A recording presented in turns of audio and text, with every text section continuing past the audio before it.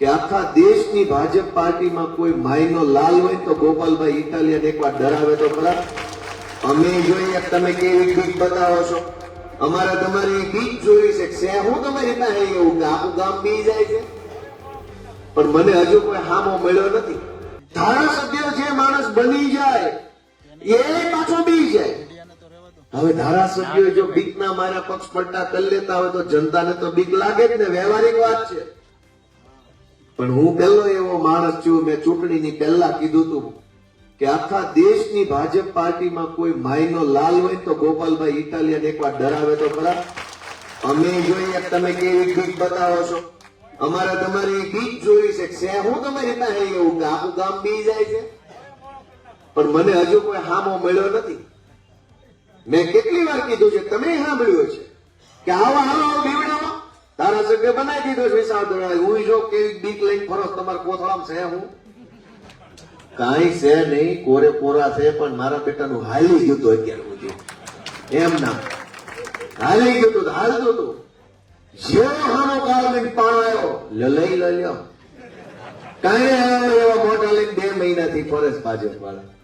કાલે તો મોદી સાહેબે આવવું પડ્યું કાંઈ ભોગ ભાંગવા. કાલે ભોગ ભાંગવા હતા કેમ કે 2 મહિના થઈ ગયા. હજુ એકવાર અમિત શાહ આવશે લગભગ દશામ ભેળવવા હાટવા બધા, કેમ કે ધંધા એવા કર્યા છે કે કેમ દાંત કાઢો છો.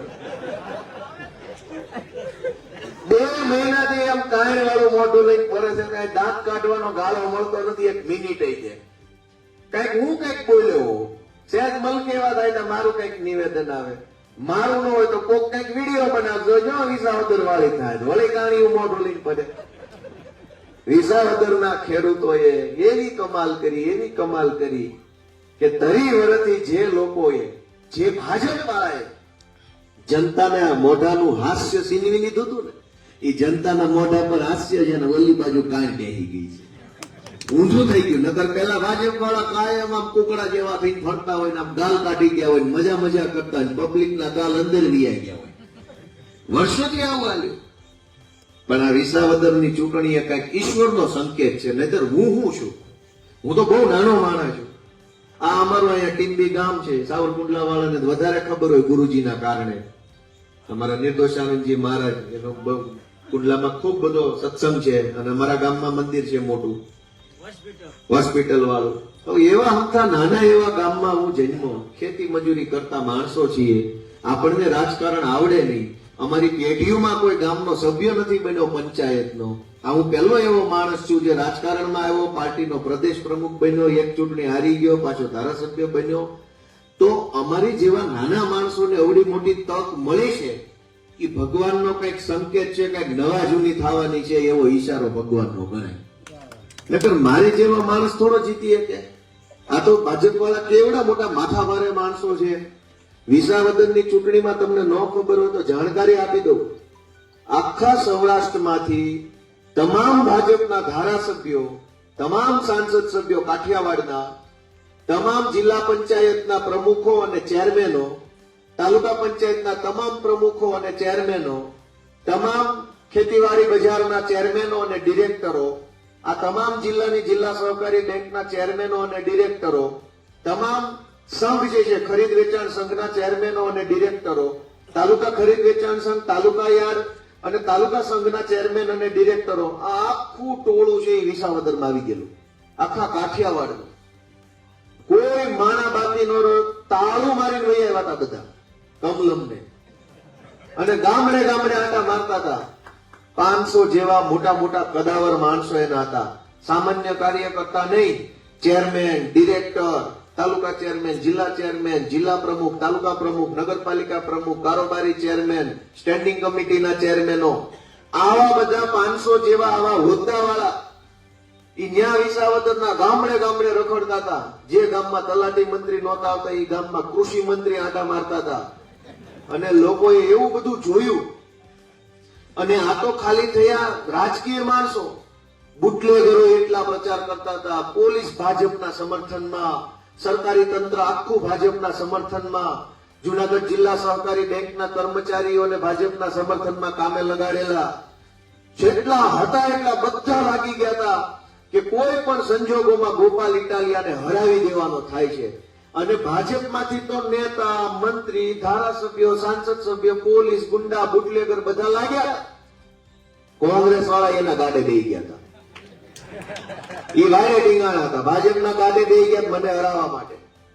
પણ આ ચૂંટણી વિસાવદરની છે એ હું નહોતો લડતો, જનતા પોતે ચૂંટણી લડતી હતી. જનતા પોતે વિસાવદરના ખેડૂતો આખા ગુજરાતના હજારો લોકોની લાગણીઓ એ ચૂંટણી હારે જોડાઈ ગઈ હતી. હું તો નિમિત્ત બની ગયો હતો. પછી તો આખું ગુજરાત કરોડો લોકો છે એ પ્રાર્થના કરતા હતા, દીવાબત્તી કરતા હતા, માનતાઓ રાખતા હતા કે આ ગોપાલ જીતી જાય તો સારું છે. એમ આખું ગુજરાતી આશા લઈને બેઠું હતું. હજારો લોકો જે મને કોઈ દી જિંદગીમાં મળ્યા નથી, જેને મને નજીકથી જોયો નથી, એને મારી માનતાઓ રાખી હતી. એવા માણસની લાગણીને ઠુકરાવવાનું કામ ભાજપને તરફેણ કરી કોંગ્રેસે એવું કામ કર્યું કે કરોડો લોકો મને જીતાડવાની લાગણી આપતા હતા, ભાજપને હરાવવાની માનતા કરતા હતા. એવા સમયે કોંગ્રેસ વાળા ભાજપના ગાડે બેહીને મને હરાવવા માટે શાયોના હોટલમાંથી રૂપિયા વેચતા હતા. તો તમે એમની માનસિકતા જુઓ કે ગુજરાત આખું મને જીતાડવા માંગે અને કોંગ્રેસ મને હરાવવા માટે થઈને પૈસા વેચતું. અને પૈસા ભાજપ વાળાના હતા. મેં લાઈવ વિડીયો કરીને લગભગ તમારી બધી વાત પહોંચી કે નથી પહોંચી? કેવા ધંધા કર્યા. પણ ભગવાનનો માથે હાથ પડી ગયો તો એ ચૂંટણીમાં અમારી ઉપર, એટલે અમારી લાજ રાખી લીધી. બધા ઘીના ઠામમાં ઘી પડી ગયું અને બધું ઠેકાણે પડી ગયું છે. એ વાતની રાજીપો અત્યારે આખા ગુજરાતને થઈ રહ્યો છે કે હારું જો જીતી ગયો. એટલા બધા પ્રશ્નો છે, બોલવા બેસીએ તો લાંબી લાઈન થાય. હું તમને બે ત્રણ વસ્તુ વિધાનસભાની કહું કે આ કેવી સરકાર હાલે છે. તમને જાણી નવાઈ લાગશે કે જો આ રીતનો વહીવટ હાલતો હોય તો આપણે કોના ભરોસે જીવવાનું. વિધાનસભામાં એક પ્રશ્ન પૂછાણો હતો. એમાં પ્રશ્ન એવો હતો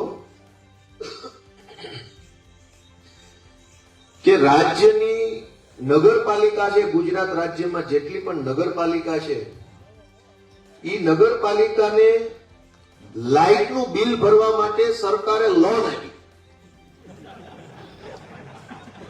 અને બધી નગરપાલિકામાં ભાજપની બોડી છે. સાંભળજો આખી વાત. કેટલું દુઃખદ વિષય કહેવાય કે એક બાજુ અબજો રૂપિયાની લૂંટફાટ મચી છે અને એક બાજુ નગરપાલિકાઓ લાઇટના બિલ ભરવાની લોનો લે છે. એક બાજુ અહીં ખેડૂતો છે ગળા પાણા ખાવા પંખા ગોતે છે કે કયા પંખે લટકું, પંખો પડે તો વળી ઉપાધિ વાળો થાય. આ પ્રશ્ન હું નંબર સાથે બોલું. પ્રશ્ન નંબર છે 15/6/906. પ્રશ્નનો નંબર છે સરકારે છેલ્લા 1 વર્ષમાં 53 નગરપાલિકાને 190 કરોડ રૂપિયા લાઇટનું બિલ ભરવા લોન આપી. તાળી પાડો બધા. લાઇટના બિલ ભરવાની લોનો ચાલુ થઈ છે. હવે કઈ કેવું છે, કઈ વધ્યું છે હવે કહેવા જેવું? કાલ સવારે બાપો ગુજરી જાય એની હળગાવાની લોનો લેવી પડશે. જો આવું નવું હાલ્યું તો કે ભાઈ અને ઓલું અગરબત્તી જે કઈ પૂજાપાનો સામાન લેવાની લોન આપવામાં આવશે, પણ તમારા બાપાને શાંતિથી હળગાવો. કઈ હદની સરકાર છે. કહેતાય શરમ આવે, દાંત કાઢવા કે રોવું એ વાતની આપણને ખબર નથી પડતી કે આ શું સરકાર હાલે છે. લાઇટનું બિલ ભરવાની લોન તો એવો કે કેવો વહીવટ કર્યો તમારા ભાજપ વાળા. નગરપાલિકા ખાડે નાખી. ટેક્સ તો ટાઈમે લઈ લેજો. મિલકત વેરો, પ્રોપર્ટી ટેક્સ, ફલાણો tax, VAT tax, sale tax, income tax, આ ટેક્સ એથી તો અલગ ઈ ક્યાં હિસાબમાં ચડે છે. બધા પૈસા લઈ લીધા પછી કે લાઇટ બિલ ભરવાના પાછા પૈસા એની પાસે નથી તો આ પૈસા જાય ક્યાં? તમે હું આપણી જેવા હજારો લોકો ખેતરોમાં દિવસ રાત લોહી રેડે છે, પરસેવો નહીં, મજૂરી કરતો માણસ લોહી રેડે છે. શાળામાં એક છોડવાના થળીએ લોહીના ટીપા રેડે છે. તેથી થોડોક પાક પાકે છે, એ વેચો ત્યારે હાથમાં લાખ રૂપિયા આવે છે. એમાંથી સરકાર કેટલું બધું લઈ જાય. સામે દેશે હું આપણને ટાણે ટાણે ઓલા કાકા આવીને આશીર્વાદ દઈ જાય, આમ કરે બાવણે ટીંગાય. તો દોસ્તો આપણે વિચારવું તો પડશે ને કે આ શું થઈ રહ્યું છે.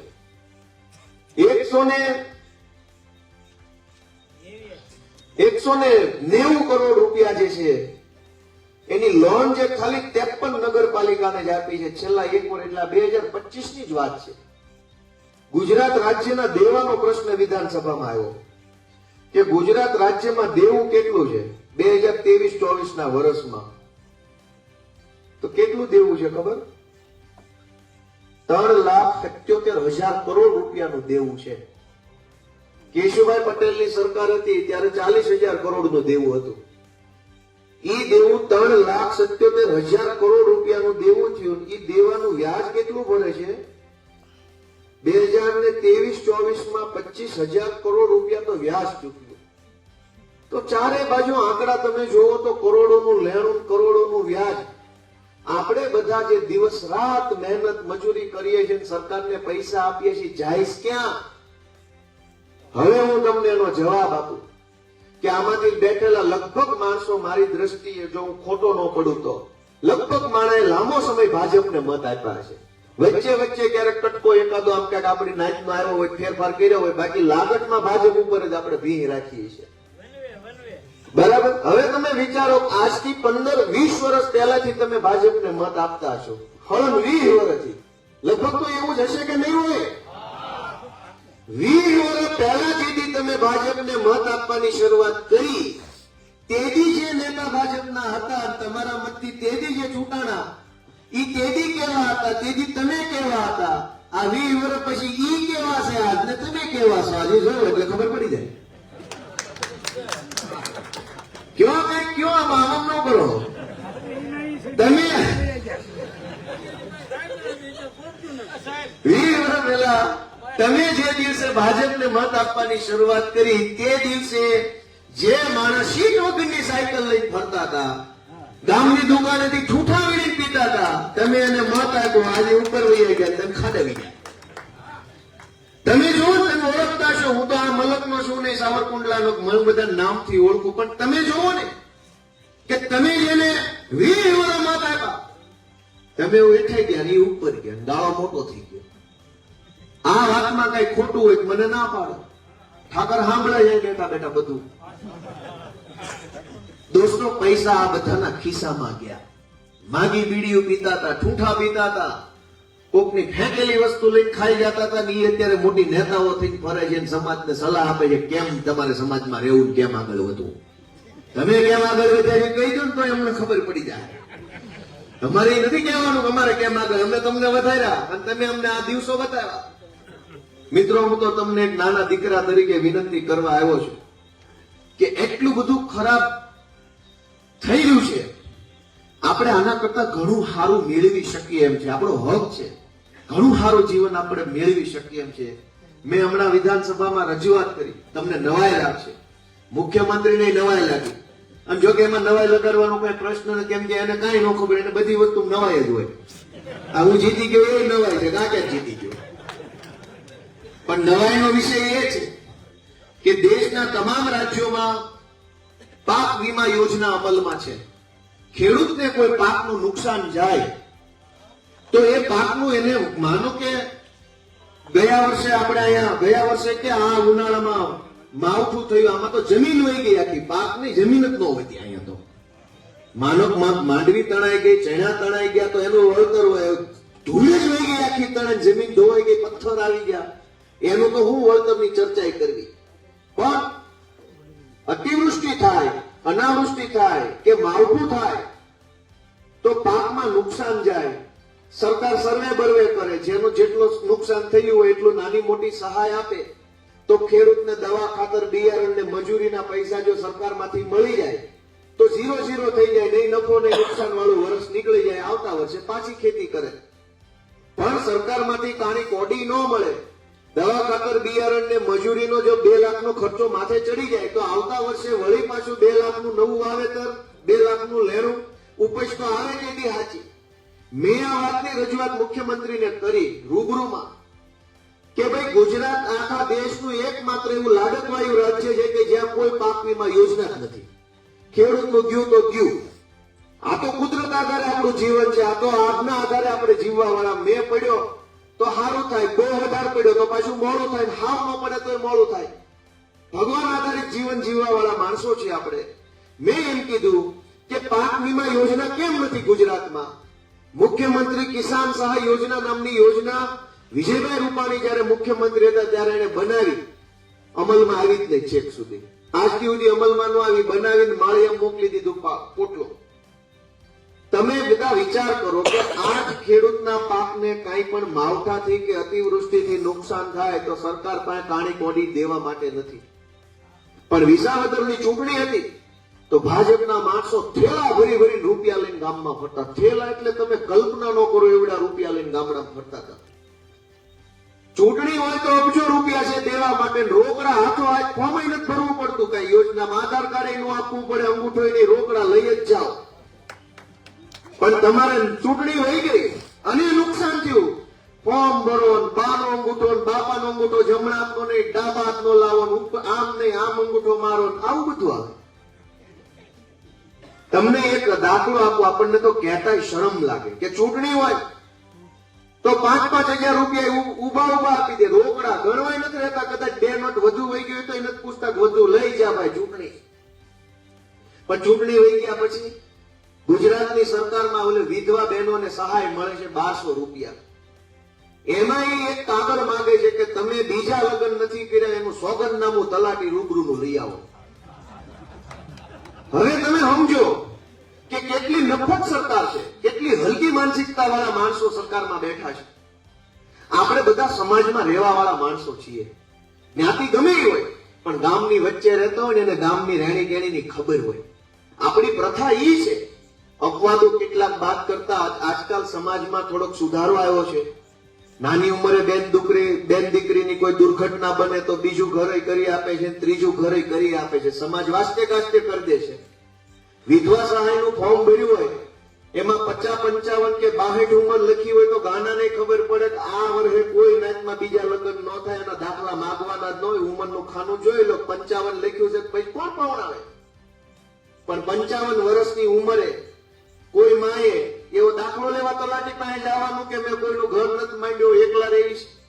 એ કેટલી બેશરમી કહેવાય.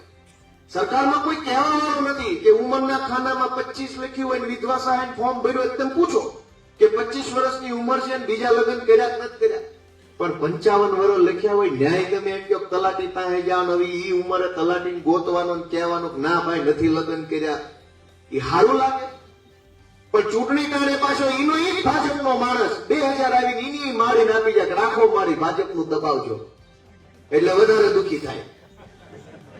એનો એ માણસ ચૂંટણી ટાણે 2000 ઉભા આપી જાય, એની ભાજપની સરકાર ચૂંટણી પછી કહે સોગંદનામું લાવો. હું તમને એવી વિનંતી કરવા આવ્યો છું, તમે એક સોગંદનામું કરો ને કે ભાજપને નહીં લાવું એવા સોગંદ લઉં છું અહીંથી. હવે એક સોગંદનામું તમે કરો. મેળા ખાવા પડે, ગાળ્યું ખાવી પડે. 4 પૈસાના સરકારી માણસ અમુક હોય, કેટલાક, બધા એવાય નથી, અમુક હારાય છે. મારા બેટા ભાજપના ખોળામાં બેહીને ઘોરીક્યું કર્યા કરે છે. મેં ઓલા ટીવી વાળા બેનને ઇન્ટરવ્યુ કીધેલું, મને કે ઓલા કેમ આમ કરે છે? મેં કીધી તો કૂતરો લઈને માલિક ફરવા નીકળ્યો, દોરડું ખેંચેલું હોય ત્યાં સુધી દોરડું મૂકી દે, 2 બડા ભેગો બઠો કરી નાખ્યો. એટલે ઘણાના દોરડા ભાજપ વાળા એમ ખેંચેલા છે. એમાં મારા બેટા અમારી સામે ઘોરીક્યા કરે, વાવ વાવ કર્યા કરે. જેથી દોરડું ઢીલું પડ્યું એટલે 2 બડાના ગ્રાહક છે, ત્રીજો બડો નહીં જોઈએ આમાં. સમજો, લીગલ વાત છે. 2 બડાના માણસો છે પણ ઘોરીક્યું કરે અમારી સામે. ભાઈ અમે શું પાપ કર્યા છે? અમે કોનું લઈ લીધું, કોનું પડાવી લીધું, કોનું ખાઈ ગયા? અમે શું ભ્રષ્ટાચાર કર્યો? અમે ક્યાં ગામને દબાવ્યું? અમે ક્યાં કોઈ ગાળ દીધી કે તમે અમારી સામે ઘોરીક્યું કરો? ઘોરીક્યું એટલે કરે છે પેલા ભાજપ વાળા દોરડું ઝાલેલું છે. એટલે અમે વાતે બેઠા છે કે 2027 માં તમે જો થોડું અમારું બટન દાબો તો દોરડું ઢીલું પડે ને એટલે બડો લઈને વાહે થવાનું છે. અને તમારા સિવાય થાય એમ નથી.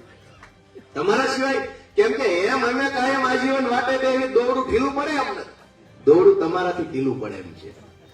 આ વિસાવદર વાળા ઘણું કૂણું કરીને આપ્યું છે. હવે પેલા જેવું ઘણી વાર ઓલું ખબર છોકરો હોય એથી ભાંગતું નો એટલે બા કૂણું કરીને આપે, સવાઈ જાય જલ્દી.